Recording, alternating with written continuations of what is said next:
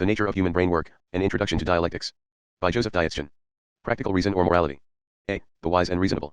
The understanding of the method of science, the understanding of the mind, is destined to solve all the problems of religion and philosophy, to explain thoroughly all the great and small riddles, and thus fully to restore research to its mission of empirically studying details.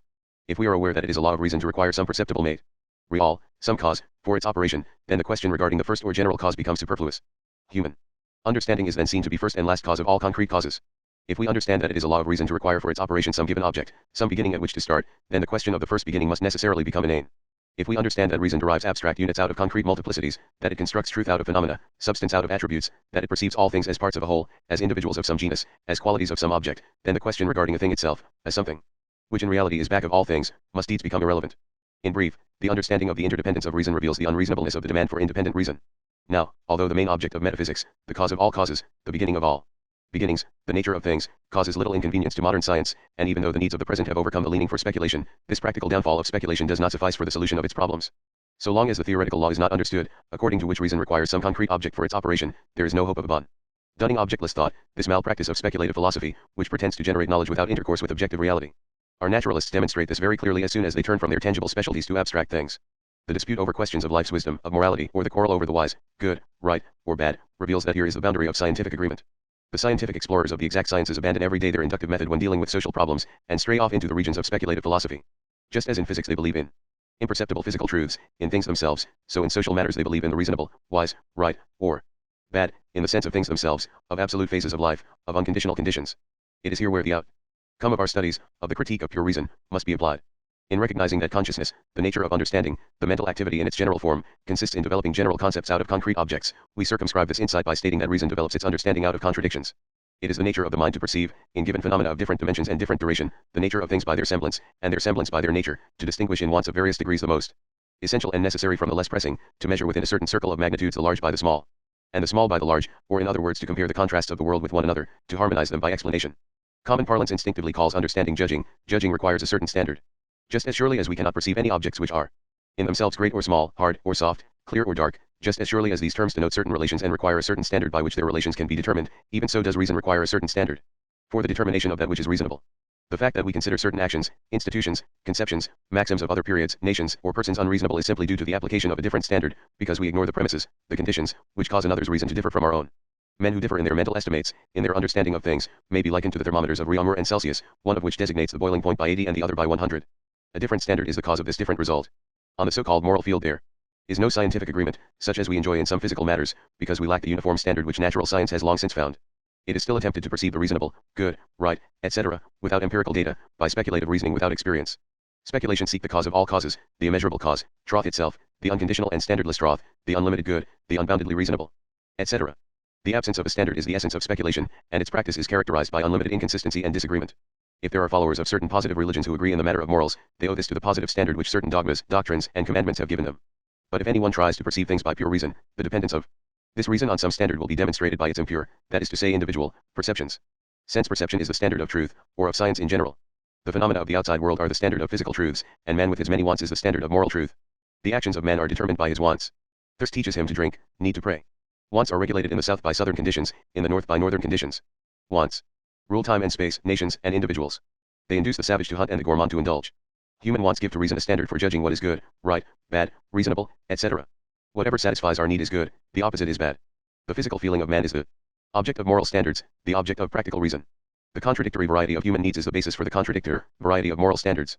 Because a member of feudal guilds prospered in a restricted competition and a modern knight of industry in free competition, because their interests differ, therefore their views differ, and the one justly considers an institution as unreasonable which the other regards as reasonable.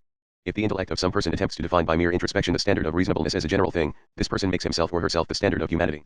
If reason is credited with the faculty of finding within itself the source of moral truth, it commits the speculative mistake of attempting to produce understanding without perceptible objects. The same mistake is to blame for the idea that man is subordinate to the authority of reason, for the demand that man submit to the dictates of reason. This idea transforms man into an attribute of reason, while in reality reason is an attribute of man. The question whether man depends on reason or reason on man is similar to the one whether the citizen exists for the state or the state for the citizen. In the last and highest instance, the citizen is the primary fact and the state is modified according to the requirements of the citizen. But whenever the dominant interests of the citizenship have acquired the authority in the state, then the citizen is indeed dependent in the state. This is saying in so many words that man is guided in minor matters by more important ones. He sacrifices the less important, minor, particular things to the great, essential, general things. He subordinates his desire for more individual indulgence to his fundamental social needs. It is not pure reason, but the reason of a weak body or of a limited purse which teaches man to renounce the pleasures of dissipation for the benefit of the general welfare. The wants of the senses are the made real out of which reason fashions moral truths. To single out the essential need among different physical needs of various degrees of intensity or extension, to separate the true from the individual, to develop general concepts, that is the mission of reason. The difference between the apparently and the truly reasonable reduces itself to the difference between the special and the general. We recall that reason requires sense perceptions for its existence and operation, that it needs some object which it can perceive. Existence is the condition or premise of all understanding. Just as the understanding of true existence is the function of natural science, so the understanding of reasonable existence is the function of wisdom. Reason in general has the mission of understanding things as they are. As physical science it has to understand what is true, as wisdom, what is reasonable. And just as true may be translated by general, so reasonable may be translated by generally appropriate to need. We saw a while ago that a sense perception is not true in itself, but only relatively true, that it is called true or general only in relation to other perceptions of lesser importance. In the same way, no human action can be reasonable or appropriate in itself, it can be reasonable only in comparison with some other action which attempts to accomplish the same purpose in a less practicable, that is an impracticable, form. Just as the true, the general, is conditioned on the relation to some other object, on a definite quantity of phenomena, on definite limits, so the reasonable or practicable is based on definite conditions which make it reasonable or unreasonable. The end in view is the measure of the practicable. The practicably can be determined only by some definite object that is wanted. Once this object is known, then that action is called reasonable which accomplishes it in the fullest, most general way, and all other actions appear unreasonable compared to it. In view of the law which we evolved by our analysis of pure reason and which showed that all understanding, all thought, is based on some perceptible object, on some quantity of sense perceptions, it is evident that everything distinguished by our faculty of distinction is a certain quantity and that, therefore, all distinctions are only quantitative, not absolute, only graduated, not irreconcilable. Even the difference between the reasonable and the unreasonable, or in other words between that which is momentarily or individually reasonable and that which is generally reasonable, is merely a quantitative distinction, like all others, so that the unreasonable may be conditionally reasonable, and nothing is unreasonable but that which is supposed to be unconditionally reasonable. If we understand that reason requires some perceptible object, some perceptible standard, then we shall no longer try to understand the absolutely reasonable, the purely reasonable. We shall then limit ourselves to look for the reasonable, as for all other things, in concrete objects. The definite, accurate, certain, uniform result of some understanding depends on the definite formulation of the task, on the accurate limitation of the perceptible quantity which is to be understood. If a certain moment, a certain person, certain class, a certain nation are given and at the same time an essential need, a general and predominating purpose, then the question regarding the reasonable or suitable is easily answered.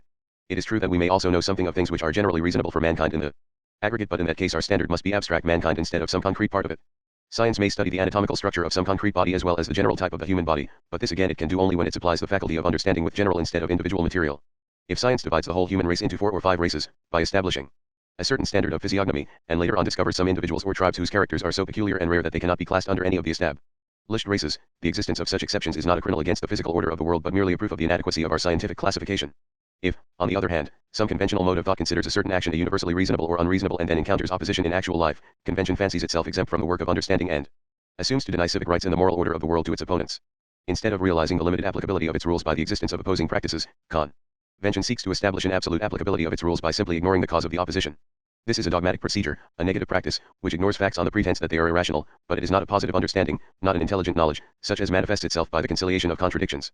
If our study aims to ascertain what is universally human and reasonable, and if these predicates are given only to actions which are reasonable and practicable for all men, at all times, and under all conditions, then such concepts are absolute, indeterminate, and to that extent meaningless, indefinite generalities. We are stating such universal and indeterminate, and therefore unimportant and unpractical concepts, when we say that physically the whole is greater than a part, or that morally the good is preferable to the bad. The object of reason is that which is general, but it is the generality of some concrete object. The practice of reason deals with individual and concrete objects, with the things which are the opposite of the general, with special and concrete knowledge. In order to perceive in physics whether we are dealing with a part or with the whole object, we must handle definite and concrete objects or phenomena. If we desire to ascertain what is morally preferable as good or bad, we must start out with a definite quantity of human needs. Abstract and general reason, with its so-called eternal and absolute truths, is a phantasmagoria of ignorance which binds the rights of the individual with crushing chains. Real and true reason is individual, it cannot produce any other but individual perceptions, and these perceptions cannot be generalized to any greater extent than the general material with which they operate. Only that is universally reasonable which is acknowledged to be so by all reasons. If the reason of some time, class, or person is referred to as rational, and if some other time, clan, or person considers it irrational, if, for instance, the Russian noble considers serfdom a rational institution and the English bourgeois the so-called liberty of his wage worker, both of these institutions are not absolutely rational, but only relatively, only in a more or less limited circle. It is not necessary to state that I do not mean to question the great importance of our reason by the foregoing remarks. Even though reason cannot independently, or absolutely, discern the objects of the speculative introspection, such as the objects of the moral world, the true, the beautiful, the right, the bad, the reasonable, etc., it nevertheless is well fitted to distinguish relatively, by means of concrete sense perceptions, between general and concrete things, between the object and its manifestation, between fundamental needs and fanciful appetites. Although we may dispense with the belief in absolute reason and consequently realize that there can be no absolute peace, still we may call war an unmitigated evil when comparing it with the peaceful interests of our time or of our class. Not until we abandon our fruitless exploring trip after absolute truth, shall we learn to find that which is true in space and time. It is precisely the consciousness of the relative applicability of our knowledge which is the strongest lever of progress. The believers in absolute truth have adopted the monotonous diagram of good men and rational institutions as a basis for their views of life. For this reason they oppose all human and historical institutions which do not fit into their pattern, but which reality nevertheless produces without regard to their brains. Absolute truth is the arch foundation of intolerance. On the other hand, tolerance proceeds from the consciousness of the relative applicability of NAL truths. The understanding of pure reason leads to the realization that the consciousness of the universal interdependence of reason is the true road toward practical reason. B. Morality and right. The nature of our task limits us to the demonstration that pure reason is a non-entity, that reason is the sum of all acts of individual understanding, that it deals only seemingly with pure and general, but in reality with practical, or concrete, perceptions. We have been discussing that philosophy, which pretends to be the science of pure or absolute understanding. We found its aim to be idle, inasmuch as the development of speculative philosophy represents a succession of disappointments, because its unconditional or absolute systems prove to be limited in space and time. Our presentation of TB matter has revealed the relative character of so-called eternal truths. We perceived that reason was dependent on sense perceptions. We found that any truth required definite limits for its determination. As regards more especially life's wisdom, we saw that the acquired knowledge of pure reason manifested itself in practice by the dependence of the wise or the rational upon concrete sense perceptions. If we now apply TB's theory to morality as such, we must be able to establish harmony also in this field, where there is some doubt as to what is right and wrong, by means of the scientific method. Pagan morality is different from Christian morality. Feudal morality differs from modern bourgeois morality as does bravery from solvency. In brief, we need no detailed illustration to show that different times and nations have different moralities.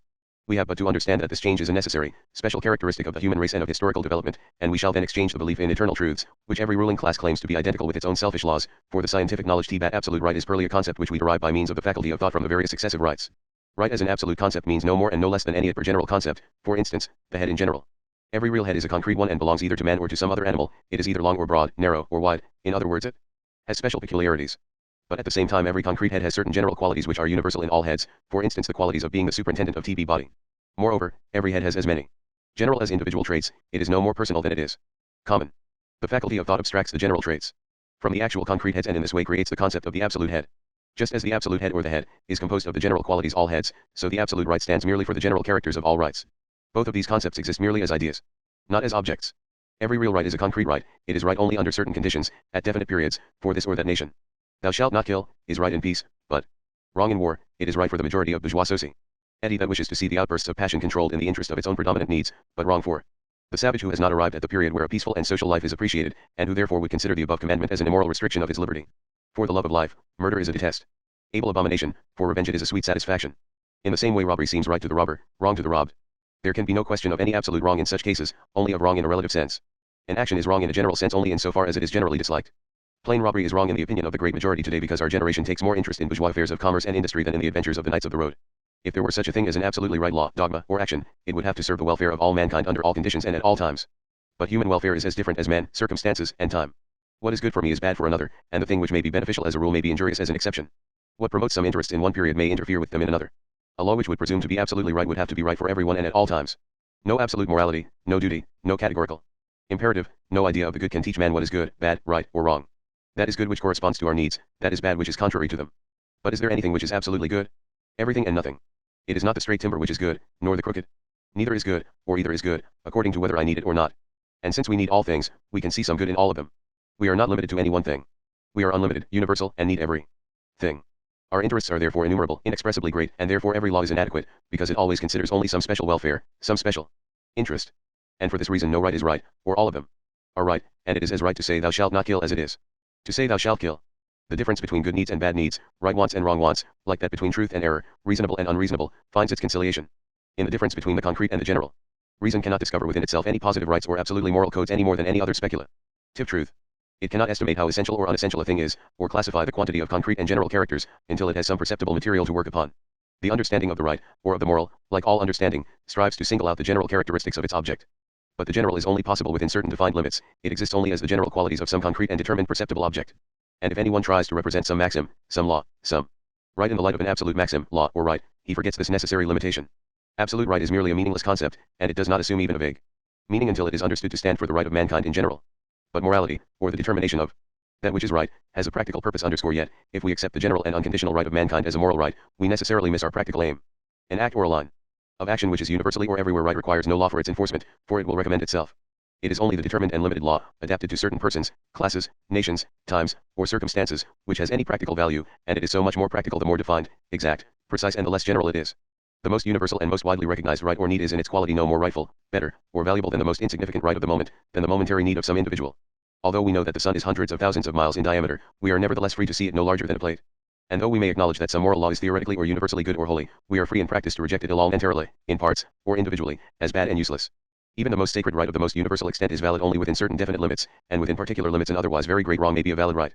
It is true that there is an eternal difference between assumed and true interests, between passion and reason, between essential, predominating, general, well-founded needs and inclinations, and accidental, subordinate, special appetites. But this difference is not one of two separated worlds, a world of the good and a world of the bad. It is not a positive, general, continuous, absolute difference, but merely a relative one. Like the difference between beautiful and homely, it depends on the individuality of the person who distinguishes. That which is a true and fundamental need in one case, is a secondary, subordinate, and wrong desire in another. Morality is the aggregate of the most contradictory ethical laws which serve the common purpose of regulating the conduct of man toward himself and others in such a way that the future is considered as well as the present, the one as well as the other, the individual as well as the genus. The individual man finds himself lacking, inadequate, limited in many ways. He requires for his complement other people, society, and must therefore live and let live. The mutual concessions which arise out of these relative needs are called morality. The inadequacy of the single individual, the need of association, is the basis and cause of man's consideration for his neighbor, of morality. Now since the one who feels this need, man, is necessarily an individual, it follows that his need must likewise be individual and more or less intensive. And since my neighbors are necessarily different from me, it requires different considerations to meet their needs. Concrete man needs a concrete morality. Just as abstract and meaningless as the concept of mankind in general is that of absolute morality, and the ethical laws derived from this vague idea are quite as unpractical and unsuccessful. Man is a living personality, whose welfare and purpose is embodied within himself, who has between himself and the world nothing but his needs as a mediator, who owes no allegiance to any law whatever from the moment that it contravenes his needs. The moral duty of an individual never exceeds his interests. The only thing which exceeds those interests is the material power of the generality over the individuality. If we regard it as the function of reason to ascertain that which is morally right, a uniform scientific result may be produced if we agree at the outset on the persons, conditions, or limits within which the universal moral right is to be determined. In other words, we may accomplish something practical if we drop the idea of absolute right and search for definite rights applicable to well-defined purposes by clearly stating our problem. The contradiction in the various standards of morality, and the many opposing solutions of this contradiction, are due to a misunderstanding of the problem. To look for right without a given quantity of sense perceptions, without some definite working material, is an act of speculative reason which pretends to explore nature without the use of senses. The attempt to arrive at a positive determination of morality by pure perception and pure reason is a manifestation of the philosophical faith in understanding a priori.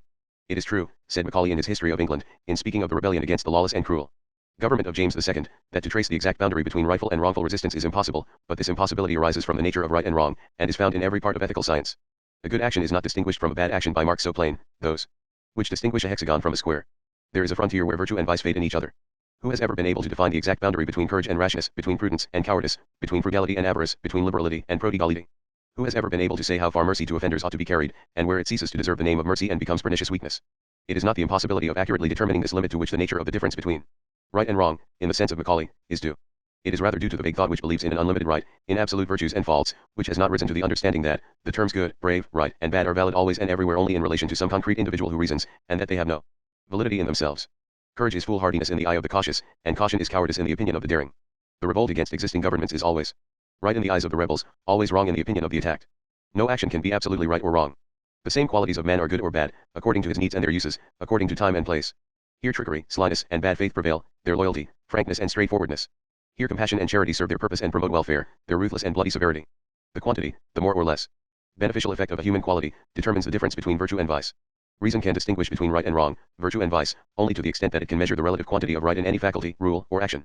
No categorical imperative, no ethical code, can serve as a basis for the real practical right. On the contrary, ethics finds its justification in the actual righteousness of perceptible objects.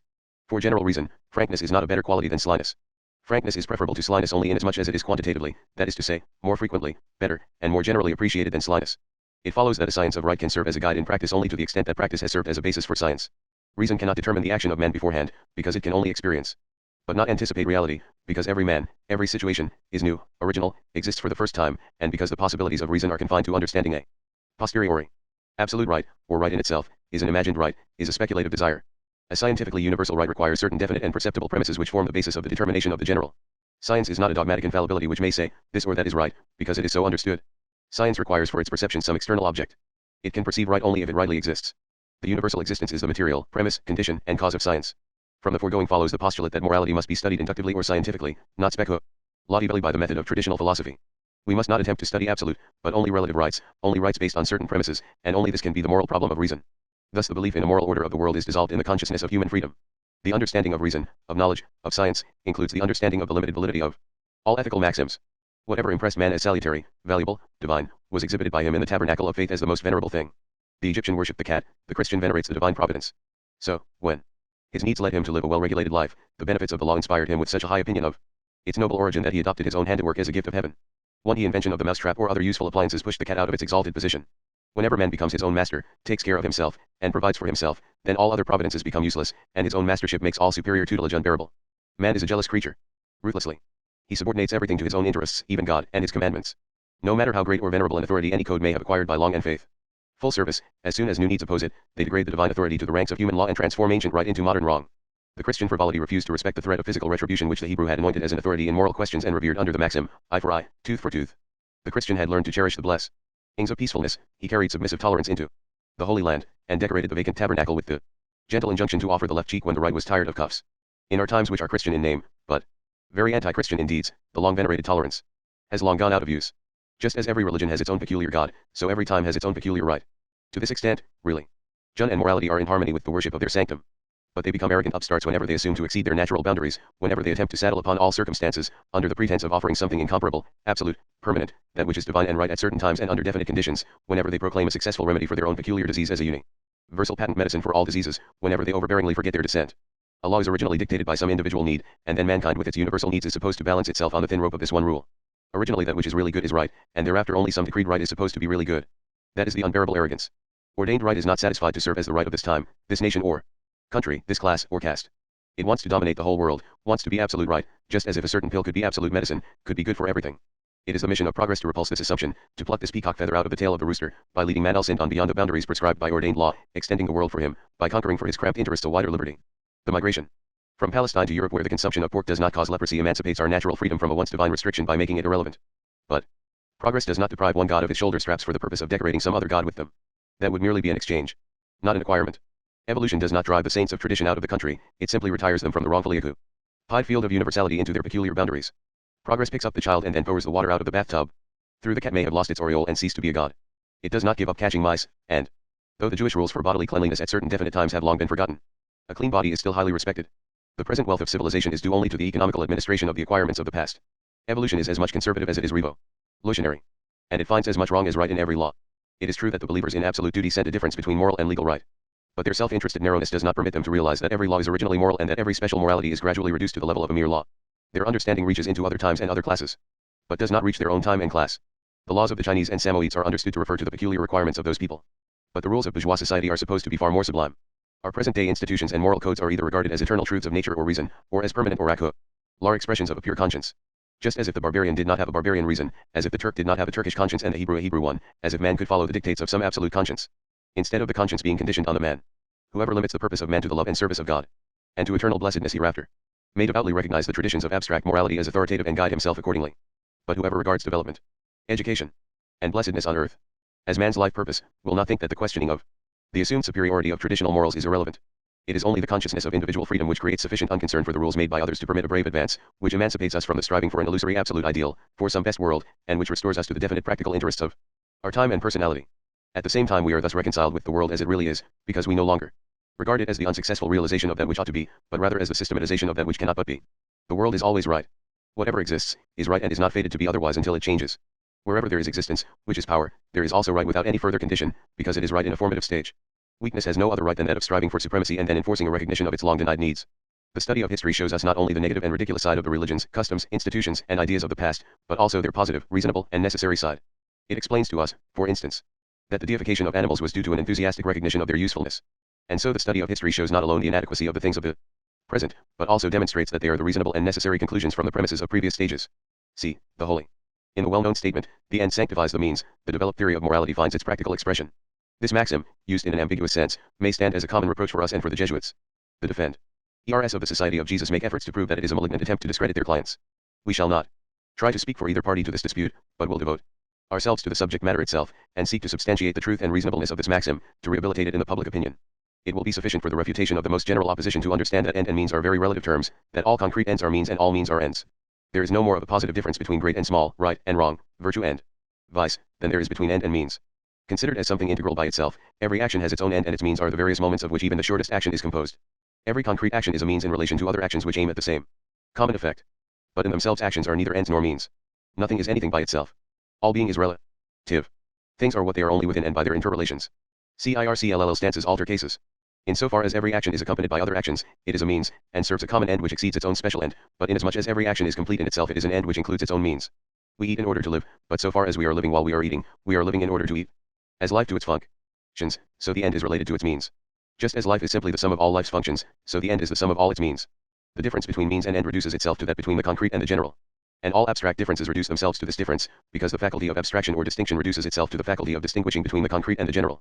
But this distinction presupposes the existence of some material, some given objects, some circle of sense perceptions by which it manifests itself. If this circle is found in the field of actions or functions, in other words, if a previously defined number of different actions is the object of our study, then we refer to the general character of these objects as the general end, and to every more or less extended part of them, or to every function, as a means. Whether any definite action is considered as an end or as a means, depends on the question whether we consider it as a whole in relation to its own parts, or as a part of some whole in which it is connected with other parts, with other actions. From a general point of view which has all human actions for the object of its study, and encompasses them all, there exists only one end, viz., the human welfare. This welfare is the end of all ends, is the final end, is the real, true, universal end compared to which all special ends are but means. Now, our claim that the end sanctifies the means can have absolute validity only in regard to some absolute end. But all concrete ends are relative and finite. The one and sole absolute end is human welfare, and it is an end which sanctifies all rules and actions, all means, so long as they are subservient to it, but which reviles them as soon as they go their own way without serving it. The human will is literally and historically the origin of the holy. That which is hail is holy. At the same time we must not ignore the fact that the will, or hail, in general, the hail which sanctifies all means, is but an abstraction, the real content of which is as different as are the times, the nations, or persons which are seeking for their welfare. It must be remembered that the determination of that which is holy or for the human will requires definite conditions, that no action, no means, is holy in itself, that each one of them is sanctified only by definite relations. It is not every end which sanctifies the means, but the holy end which sanctifies its own means. But since every real and concrete end is only relatively holy, it can sanctify its own means only relatively. The opposition against our maxim is not so much directed against it, as against the wrong application of it. Recognition is denied and the so-called sanctified ends are accorded only limited means, because there is lurking in the background the consciousness that these ends have only a relative holiness. On the other hand, our defense of the maxim does not imply that the various nominally holy means and ends are sanctified because some authority, some scriptural statement, some reason, or conscience, has declared them to be so, but only in so far as they answer the common end of all ends, the human welfare. Our maxim of ends does not at all teach that we should sacrifice love and truth to sanctified faith, but neither does it demand that we should sacrifice faith for love and truth. It merely states the fact that, whenever some superior end has been determined by sense perceptions or circumstances, all means contrary to that end are unholy, and that on the other hand means which are generally unholy may become temporarily and individually sanctioned by their relation to some momentary or individual welfare. Wherever peacefulness is actually in favor as a sanctified means, war is unholy. When, on the other hand, man seeks his salvation in war, then murder and incendiarism are holy means. In other words, our reason requires for a valid determination of that which is sanctified certain definite material conditions or facts as premises. It cannot determine the holy in general, not a priori, not philosophically in the old speculative way, but only in concrete cases, a posteriori, only empirically. If we understand that human welfare is the end of all ends, the ideal of all means, if we furthermore dispense with all special determinations of this welfare, with all personal ideas of it, and recognize that it is different under different circumstances, then we understand at the same time that no means is sanctified beyond the sanctity of its end. No means, no action, is positively sanctified or makes for human welfare under all circumstances. According to circumstances and relations, one and the same means may be good or bad. A thing is good only to the extent that its results are good, only to the extent that there is good in its end. Lying and cheating are bad only because they result injuriously for ourselves, because we do not wish to be lied to or cheated. But whenever a sanctified end is in question, the deceptive means used in lying and cheating are called tricks of war. If anyone is firmly rooted in the goodness of chastity because he thinks it was ordained by God, we cannot discuss the matter with him. But if one honors virtue for the sake of virtue and abhors vice for the sake of vice, in other words, for their consequences, he admits that he sacrifices the lust of the flesh to the end of good health. In short, he admits that the means are sanctified by the end. In the Christian conception of the world, the commandments of its religion are absolutely good for all time. They are considered good because Christian revelation declares them to be so. This conception does not know that, for instance, its acme of virtue, the specifically Christian virtue of abstemiousness, received its value only by contrast with corrupt heathenish licentiousness, but that it is not a virtue when compared to reasonable and normal satisfaction of material needs. It deals with certain means which it calls indiscriminately good without any relation to their ends, and others which it calls indiscriminately bad in the same absolute way. And for this reason, it opposes the above-named maxim. But modern Christianity, modern civilization, has practically long done away with this faith. It does indeed call the soul the likeness of God and the body a putrid food for worms, but its deeds prove that it does not take its religious phrases seriously. It cares little for the better part of man and directs all its thoughts and actions toward the satisfaction of the despised body. It employs science and art, and the products of all climates, for the glorification of the body, clothing it sumptuously, feeding it luxuriously, caring for it tenderly, resting it on soft cushions. Although they speak slightingly of this earthly life in comparison to the eternal life beyond, yet in practice they cling for 6 days of the week to the uninterrupted pleasures of this body, while heaven is hardly considered worthy of careless attention for more than 1 short hour on Sundays. With the same thoughtless inconsistency the so-called Christian world also attacks our maxim with words, while in practical life it sanctifies the despised means by the end of its own wayfare, going even so far as to demonstrate its inconsistency in its own life by subsidizing prostitution with state funds. The fact that the legislative bodies of our representative states keep down the enemies of their bourgeois order by court-martials and exile, that they justify this course by the proverb, do unto others as you would that they should do unto you, in the interest of public welfare, or that they defend their divorce codes by the plea of individual welfare, proves that the bourgeoisie also believes in the motto the end sanctifies the means. And even though the citizens delegate rights to the state which they deny to themselves, also our opponents cannot but admit that in so doing the citizens are simply delegating their own rights to the superior authority of the state. True, whoever employs lying and cheating in the bourgeois world for the end of gaining wealth, even though he may make it one of his ends to give to charity, or whoever steals leather, like Saint Crispinus, for the purpose of making shoes for poor people, does not sanctify his means by his end, because the end in that case is not sanctified, or only nominally so, only in general, but not in the concrete. Case quoted. For charity is an end of but inferior holiness which must not be more than a means compared to the main end of maintaining bourgeois society, and whenever it contravenes this main purpose, charity loses its character of a good end. And we have already seen that an end which is sanctified only under certain circumstances cannot sanctify its means beyond them. The indispensable condition of all good ends is that they must be subservient to human welfare, and whether this welfare is secured by Christian or pagan, by feudal or bourgeois means, it always demands that the things which are considered unessential and of lesser importance should be subordinated to the essential and necessary things, while in the above quoted cases the more salutary honesty and bourgeois respectability would be sacrificed to the less salutary charity. The end sanctifies the means signifies in other words that in ethics as well as in economics, the profit must justify the investment of the capital. Again, if we call the forcible conversion of infidels a good end, and an arbitrary police measure a bad means, this does not prove anything against the truth of the maxim, but only testifies to its wrong application. The means is not sanctified in the case, because the end is not, because a forced conversion is not a good end, but rather an evil one, resulting in hypocrisy, and because such a conversion does not deserve this name, or because force is a means which is unworthy of this term. If it is true that a forcible conversion or wood and iron are senseless ideas, how is it that people will persist in fighting against universally recognized truths with such inconsistencies, such inane word plays, such tricks of rhetoric and sophistry? The means of the Jesuits, sly tricks and intrigues, poison and murder, appear unholy to us only because the Jesuitic purpose, for instance that of extending the wealth and influence and glorifying power of the order, is an inferior end which may make use of the innocent language of the pulpit, but is not an absolutely sanctified end, no supreme end, to which we would grant means that would deprive us of some essential end, for instance of our personal and public safety. Murder and manslaughter are considered immoral as individual actions because they are not means to accomplish our main end, because we incline not toward revenge or bloodthirstiness, nor toward arbitrariness and the willful dispensation of justice by some judge, but toward lawful decisions and the more or less impartial decrees of the state. But do we not explicitly declare in favor of the maxim the end sanctifies the means, when we constitute ourselves into juries and render dangerous criminals powerless by the rope and the axe of the executioner? The same people who boast of having dropped Aristotle, that is to say the belief in authority, for centuries, and who therefore replace the dead traditional truth by living self-gained truth, are found to be completely at odds with their own development in the above-cited cases. If we listen to the recital of some funny story, which may be told by even a reliable witness, we nevertheless remain loyal to the principles of free reason, that is to say we are free to regard as serious and regrettable any incident which the narrator may consider funny and ridiculous. People know how to distinguish between a story and the subjective impression its incidents created on the mind of the narrator, and which depends more on the personality of the witness than on the actual facts. But in the matter of good ends and bad means it is proposed to neglect the distinction between an object and its subjective end which is otherwise the point of all critique. Such ends as charity, the conversion of infidels, etc., are thoughtlessly, a priori, called good and holy, because they once were so under particular conditions, while now their effect in the cases above cited is just the opposite, and then people wonder that the unrighteous title carries with it unrighteous privileges. Only that end is worthy of the predicate good or holy in practice which is itself a means, a servant, of the end of all purposes, of welfare. Whenever man seeks his welfare in bourgeois life, in production and commerce of commodities, and in the undisturbed enjoyment of his private property, he clips his long fingers by the commandment thou shalt not steal. But wherever, as among the Spartans, war is regarded as the supreme end and craftiness as a necessary quality of a warrior, their thieving is used as a means of acquiring craftiness and sanctioned as a means for the main end. To blame the Spartan for being a warrior instead of a sedate bourgeois would be to ignore the facts of reality, would be equivalent to overlooking that our brain is not designed to substitute imaginary pictures for the actual conditions of the world, but is organized to understand that a period, a nation, an individual is always that which it can and must be under given circumstances. It is not from mere individual and unpraiseworthy fondness for the paradox that we subvert current views by defending the maxim the end sanctifies the means, but from a consistent application of the science of philosophy.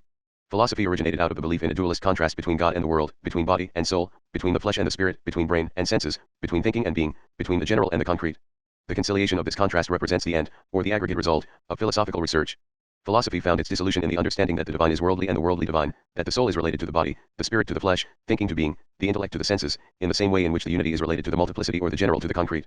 Philosophy began with the erroneous supposition that the one, as the first thing, was the basis on which developed the two, three, four, and the entire multiplicity of things by succession. It has now arrived at the understanding that truth, or reality, turns this supposition upside down, that the reality with its multiplicity of forms, perceivable by the senses, is the first and foremost thing out of which the human brain gradually derived the conception of unity or generality. No achievement of science can be compared with the amount of talent and intellectual energy consumed in harvesting this one little fruit from the field of speculative philosophy. But neither does any scientific novelty encounter so many deep-rooted obstacles to its recognition. All brains unfamiliar with the outcome of philosophy are dominated by the old belief in the reality of some genuine, true, absolutely universal panacea, the discovery of which would make all sham, false individual panaceas impossible. But we, on the other hand, have been taught by the understanding of the thought process that this coveted panacea is a product of the brain and that, since it is supposed to be a general and abstract panacea, it cannot be any real, perceptible, concrete panacea. In the belief in an absolute difference between true and false welfare, there is manifested an ignorance of the actual operations of brain work. Pythagoras made numbers the basis of things.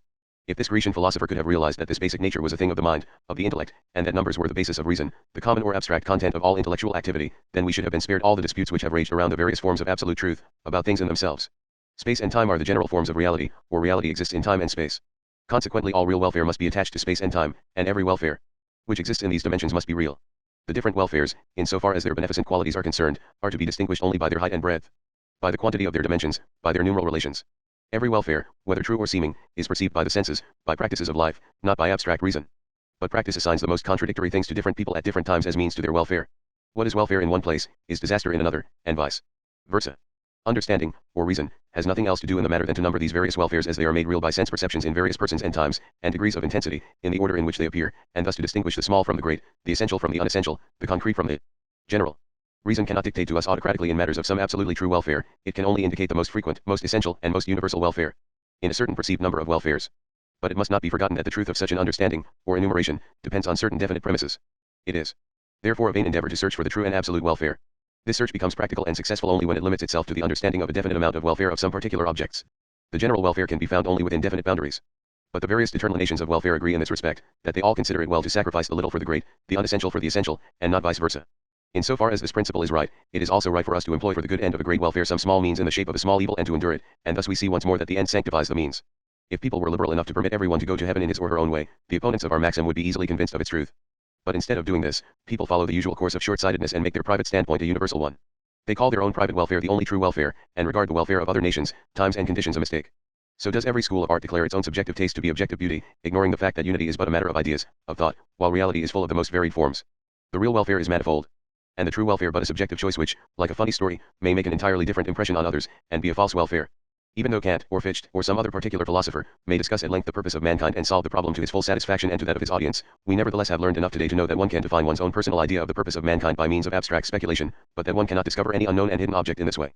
Thought, or reason, requires some object, and its work is that of measuring, of criticizing. It may distinguish between true and false welfare, but will also remember that they have their limits, remember that it is itself personal and that its distinctions are likewise personal and cannot be generalized beyond the point where others receive the same impression of the same object. Unlanity is an idea, while Lin is always s all special person who has his or her peculiar life in a definite environment and is therefore subservient to general principles only from motives of self-interest.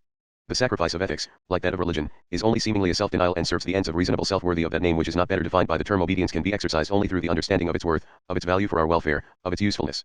The variety of political parties is conditioned on the varieties of the interests concerned, and the difference in the means is conditioned on the difference in ends. In questions of less importance even the champions of absolute morality testify to this fact. Thiers in his history of the French Revolution tells of a peculiar situation in the year 1796, when the patriots held the public power and the royalists carried on a revolutionary propaganda. It was then that the partisans of the revolution, who should have been the champions of unlimited liberty, demanded coercive measures, while the opposition, who secretly cared more for a monarchy than for a republic, voted for unlimited liberty. To such an extent are parties governed by their self-interests, comments Thiers, just as if this were an anomaly instead of being the natural, necessary, and inevitable course of the world. When, on the other hand, it is a question of the fundamental laws of bourgeois order, then the moral representatives of the ruling classes are egotistic enough to deny the connection of their material interests with these laws and to claim that theirs are eternal, metaphysical world laws, that the pillars of their special class rule are the eternal pillars of humanity, and that their own means alone are holy ones and their end the final end of the universe. It is a disastrous deception, a robbing of human liberty, an attempt to cause the stagnation of the historical development, if any age or class thus proclaims its own peculiar purposes and means to be for the absolute welfare of humanity. Morality originally reflects one's interests just as fashion reflects one's taste, and finally the action is molded after the conceived pattern like the coat in dressing. In this process, force naturally is exerted for the maintenance and protection of one's own life and those who resist are subdued. Interest and duty, though perhaps not entirely synonymous, are certainly closely related. Both of them are merged in the term welfare. Self-interest represents more nearly the concrete, immediate, tangible welfare, while duty concerns itself with the more remote and general welfare of the future also. While self-interest considers the present tangible metallic welfare of the purse, duty demands that we keep not only a part of welfare, but all welfare in mind, that we consider the future as well as the present, that we remember the spiritual welfare as well as the physical. Duty thinks also of the heart, of social needs, of the future, of the spiritual will, in brief of interest in general, and urges us to renounce the superfluous in order to secure and retain the necessary. Thus your duty is your self-interest and your self-interest your duty. If our ideas are to adapt themselves to truth, or to reality, instead of reality or truth adapting itself to our notions or thoughts, we must understand that the mutability of that which is right, holy, moral, is a natural, necessary, and true fact. And we must grant to an individual the theoretical freedom which cannot be taken from it in practice. We must admit that it is as free now as it has ever been, that laws must be adapted to the needs of the social individual and not to the vague, unreal, and impossible abstractions, such as justice or morality. What is justice? The embodiment of all that is considered right, an individual conception, which assumes different forms in different persons.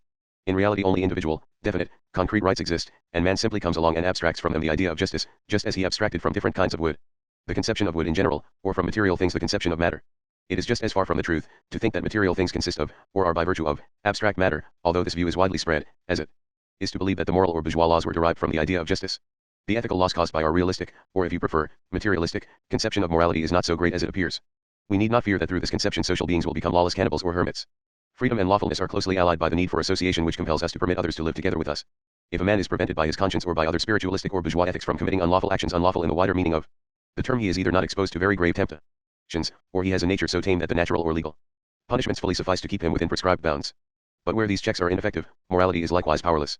If it were otherwise, we should have to assume that morality exerts in secret the same influence on the faithful which is exerted by public opinion on the faithless. But we know from actual experience that there are more pious thieves than infidel robbers. That the world, which attributes so much value for social welfare to morality by word of mouth, actually shares this view of ours, is proven by the fact that bourgeois society gives more attention to the penal code and to the police than to the influence of morality. Moreover, our fight is not directed against morality, not even against any special form of it, but only against the arrogance which assumes to stamp some concrete form of morality with the trademark of absolute morality. We recognize that morality is eternally sacred, insofar as it refers to considerations which a man owes to himself and to his fellow men in the interest of their common welfare. But the freedom of the individual demands that each one should be at liberty to determine the degree of consideration and the manner of giving it expression. Under these circumstances, it is as inevitable that the ruling powers, classes, or majorities should enforce their special needs under the form of a prescribed right, as it is that a man's shirt should be closer to his skin than his coat. But it appears to us not merely very superfluous, but even detrimental to the energies required for the progress of the future, that some decreed right should be elevated to the position of absolute right and transformed into an insuperable barrier to the advance of humanity.